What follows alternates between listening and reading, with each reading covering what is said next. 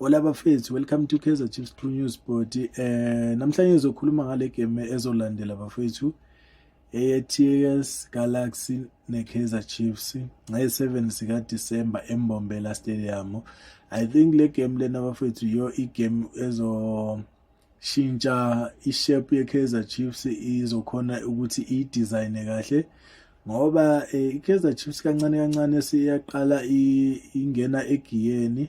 And enye into engiyibonayo kakhulu ezokhona ukuthi inikeze ama-player wethu amandla nokuyimisela ilama CAF Confederation Cup, especially masingakhona ukushaya lama team amakhulu lawa, noma mhlawumbe uthola ukuthi sidrowe na iZamalek and then le enye sishaye or sishaye iZamalek sidrowe na-Al Masry bese sishaye lenye i-team iZesco. Masingakhona ukukwenza lokhu bafethu, I think kungayinikeza kakhulu iKaizer Chiefs indlela yokushepa ama-match alandelayo, sizokhona ukuthi nathi sibe well equipped.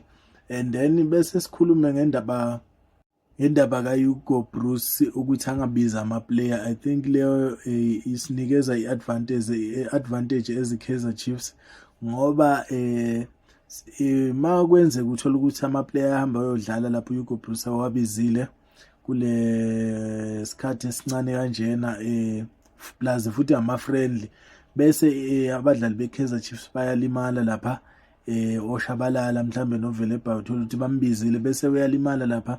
So kumele siqalele phansi futhi sizokhetha abantu abazongena kuleso space siyobhekana ne-CAF Confederation Cup, and uthola ukuthi abadlali bethu balimalele i-friendly match.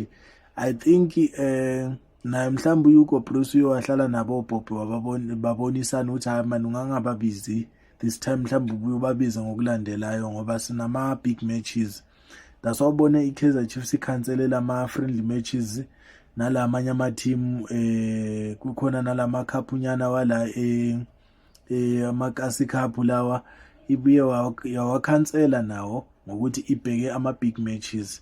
So I think lento iplane kahle iKaizer Chiefs izokwazi ukuthi ifocus kulama big matches, kungabi nama-injuries, bazokwazi ukuthi iplan labo likhona ukusebenza the way abasethe ngakhona i-starting lineup sizokwazi ukuthi sibasebenzele, ngoba me bezothatha lama-player bahambise ayodlala kwenye indawo angatraini namanye ama-player abuye ngale sebalimele, sokumele baqalele phansi bathi badinge enye i-combination.